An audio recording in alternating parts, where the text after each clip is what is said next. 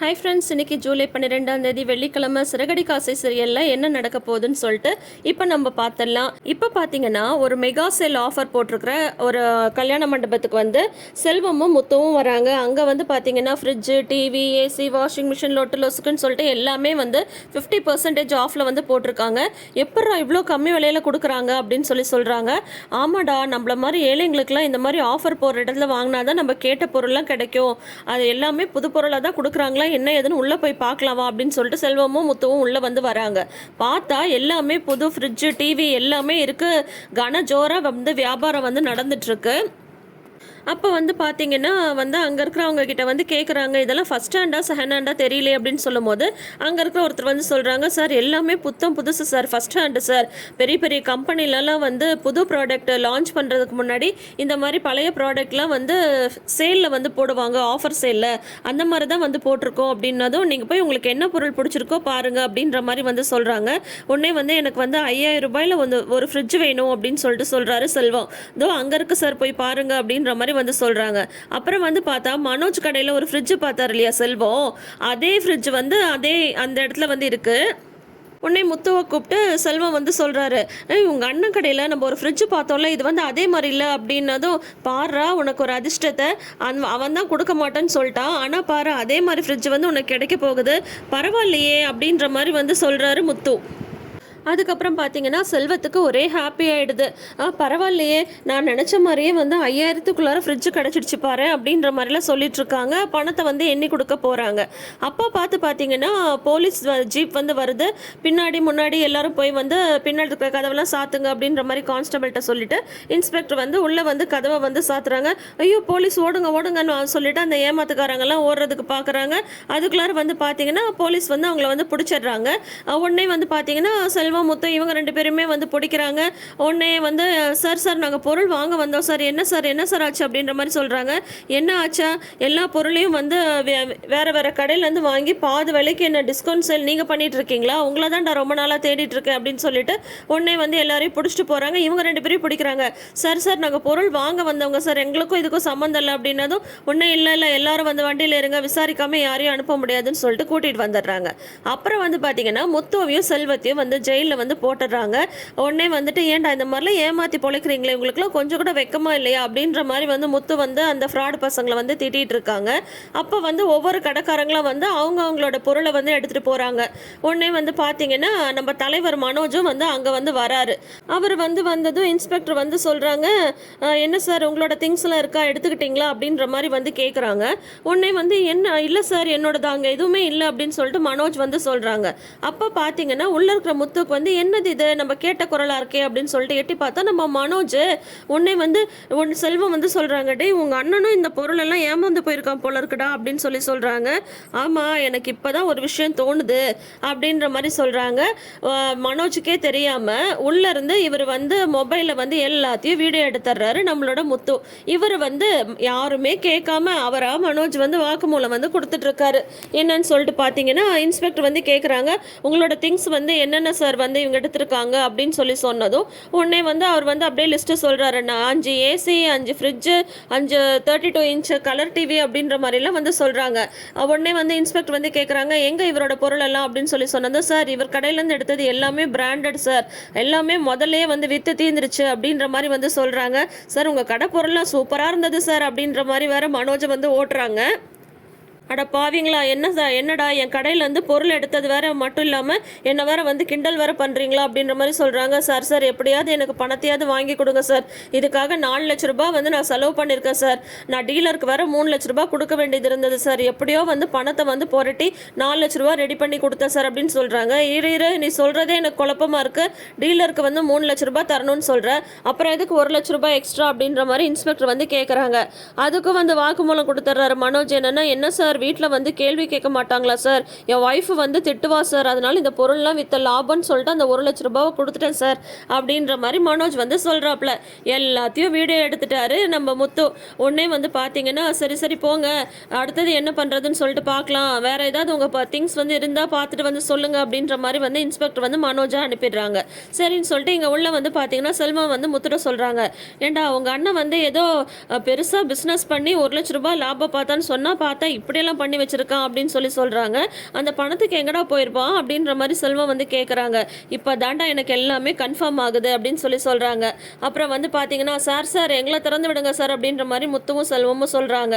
உடனே வந்து இவங்களுக்கும் உங்களுக்கு எந்த சம்மந்தமும் இல்லையா அப்படின்ற மாதிரி வந்து கேட்குறாங்க. அவங்களையும் கேட்குறாங்க, இவங்களுக்கும் உங்களுக்கு எந்த சம்மந்தம் இல்லையா அப்படின்ற மாதிரி வந்து கேட்குறாங்க. சார் நிஜமாவே நாங்கள்லாம் வந்து பொருள் வாங்க வந்தவங்க சார் எங்களை வந்து விட்டுருங்க சார் அப்படின்ற மாதிரி வந்து சொல்கிறாங்க. அதுக்கப்புறம் இன்னொரு டீலர் வந்து அங்கே வந்திருக்காங்க. அவங்கக்கிட்ட வந்து கேட்குறாங்க, இவங்களும் அவங்க கடைக்கு வந்தாங்க அப்படின்ற மாதிரி கேட்குறாங்க. இல்லை சார் அந்த 4 பேர் தான் அப்படின்னு சொல்லி சொன்னதும் மற்ற கஸ்டமர்ஸ் எல்லாருமே வந்து வெளியில் விட்டுறாங்க. முத்து செல்வத்தோடு சேர்ந்து இன்னும் கொஞ்சம் பெரிய எல்லாம் உள்ளே கூட்டிகிட்டு வராங்க. அவங்க எல்லாருமே வெளியில் வந்து விட்டுறாங்க. இப்போ வராரு முத்து நம்ம வீட்டுக்கு. வெளியில் அவனோட காரு நிற்கிது, அவனோட செருப்பும் இருக்குது. அப்போ வந்து நம்ம தொழிலதிபர் வீட்டில் தான் இருக்கான் அப்படின்னு சொல்லிட்டு உடனே வந்துட்டு, அப்பா இங்கே வாப்பா அப்படின்ற மாதிரி வந்து சொல்கிறாங்க.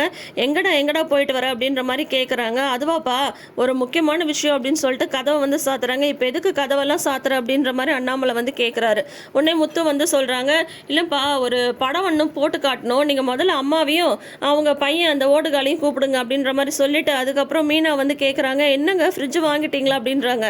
ஃப்ரிட்ஜு மட்டும் வாங்கல, அதை விற்றவரையும் கண்டுபிடிச்சிட்டேன், நீ போய் வந்து நம்ம ரவியையும் பலகுரலையும் கூப்பிடு அப்படின்ற மாதிரி வந்து சொல்கிறாங்க. அதுக்கப்புறம் எல்லாரும் ஹாலில் ஆஜராயிடுறாங்க. என்னடா விஷயம், எதுக்கடா இப்போ எல்லாரையும் கூப்பிட்ருக்கு அப்படின்னா, அதுவா அது ஒன்றும் இல்லை, வந்து ஒரு படம் ஒன்று பிடிச்சிட்டு வந்திருக்கேன், அதை வந்து உங்கள் எல்லார்ட்டையும் காட்டலான்னு சொல்லிட்டு தான் அப்படின்ற மாதிரி வந்து சொல்கிறாங்க. உடனே வந்துட்டு, ஆமாம் நீ ஏதோ பிஸ்னஸ் பண்ணி 4 லட்ச ரூபா ஏதோ வந்து சம்பாரிச்சியே, அதில் வேறு 1 லட்ச ரூபா லாபம்லாம் சொன்னேன் அப்படியா அப்படின்ற மாதிரி வந்து கேட்குறாங்க. ஆமாம் அதையே இப்போ வந்து கேட்டுட்ருக்க அப்படின்ற மாதிரி சொல்கிறாங்க. அப்போயே விஜயாவுக்கு வந்து லைட்டாக டவுட் வந்துடுது. சரி இவனுக்கு ஏதோ தெரிஞ்சு போச்சு அப்படின்னு சொல்லிட்டு, சரி நீ வந்து பொருளெல்லாம் வித்தல்ல, அந்த பொருள்லாம் எப்படி வித்தன்னு சொல்லிட்டு நம்ம வந்து தெரிஞ்சுக்க வேண்டாமா, அதை தான் நான் வந்து படமாக பிடிச்சிட்டு வந்திருக்கேன், இப்போ போடுறேன் பாருங்க அப்படின்ற மாதிரி சொல்லிட்டு உடனே ரோகிணிட்டு வந்து சொல்கிறாங்க, உன் புருஷன் வந்து பெரிய புத்திசாலி, அவன் மேலே வந்து லாபம் சம்பாதிக்கிறது பொருள் விற்கிறதெல்லாம் நாங்கள் பார்க்க தான் போகிறோம் நீ சொன்னல, இப்போ நீ பாரு அப்படின்னு சொல்லிட்டு போட்டு விடுறாரு. அதில் வந்து மனோஜ் பேசினது எல்லாம் இருக்குது. மனோஜ் வந்து டொயின்னு பார்க்குறாரு. அதை ஐயையோ போச்சுடா மாட்டணுன்ட்டு. அதை விட விஜயாவுக்கு தான் வந்து கதி கலங்குது, போச்சு அப்படின்னு சொல்லிட்டு உடனே வந்து ரோகிணிக்கு வந்து செம ஷாக் ஆகுது. இந்த மாதிரி என் ஒய்ஃப் வந்து கேள்வி கேட்பா சார், அதுக்கு வந்து பணம் கொடுக்கணும் அப்படின்னு சொன்னது எல்லாமே ஷாக் ஆகுது.